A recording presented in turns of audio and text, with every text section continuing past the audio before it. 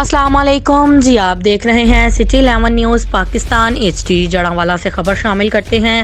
ہمارے نمائندہ محمد شفیق کی رپورٹ کے مطابق سماجی تنظیم پتن اور TDEA کے زیر اہتمام 2 روزہ آن لائن ٹریننگ ورکشاپ کا انعقاد کیا گیا، جس میں تمام اخبارات اور چینلز کے رپورٹرز نے شرکت کی۔ اس آن لائن ورکشاپ میں میڈیا رپورٹرز کو رائٹ ٹو انفارمیشن، آزادی اظہار اور دیگر ضروری قوانین کے حوالے سے آگاہ کیا گیا، جبکہ انہیں اپنے کام کے دوران حفاظتی اقدامات اور ضروری لوازمات سے بھی انہیں آگاہی فراہم کی گئی۔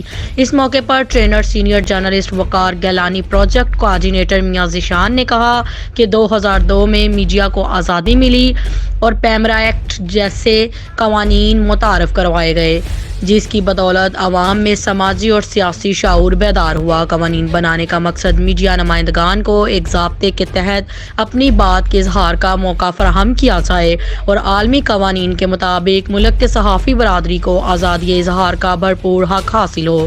انہوں نے مزید کہا کہ موجودہ دور میڈیا کے افراد شدید مالی بحران کا شکار ہیں۔ اس مشکل سے نکلنے کے لیے ضروری ہے کہ آپ لوگ جدید ذرائع ابلاغ جیسا کہ فیس بک، یوٹیوب، ٹویٹر، انسٹاگرام اور دیگر سوشل ایپس کا استعمال کریں اور انہیں آمدنی کا ذریعہ بنائیں، لیکن خبروں کی اشاعت کے حوالے سے خبری معیارات کو مد نظر رکھیں اور باعتماد ذرائع کا حوالے دیتے ہوئے اسے شائع کریں۔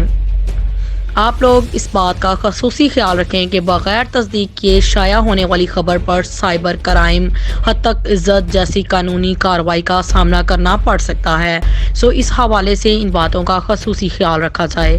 سماجی تنظیم پتن کے زیر اہتمام 2 روزہ آن لائن ٹریننگ ورکشاپ کے اختتام پر شرکاء نے متمضمین میاں ذیشان، آصف مصطفیٰ کا شکریہ ادا کیا۔ تازہ ترین اپڈیٹس کے لیے دیکھتے رہیں سٹی 11 نیوز پاکستان HD۔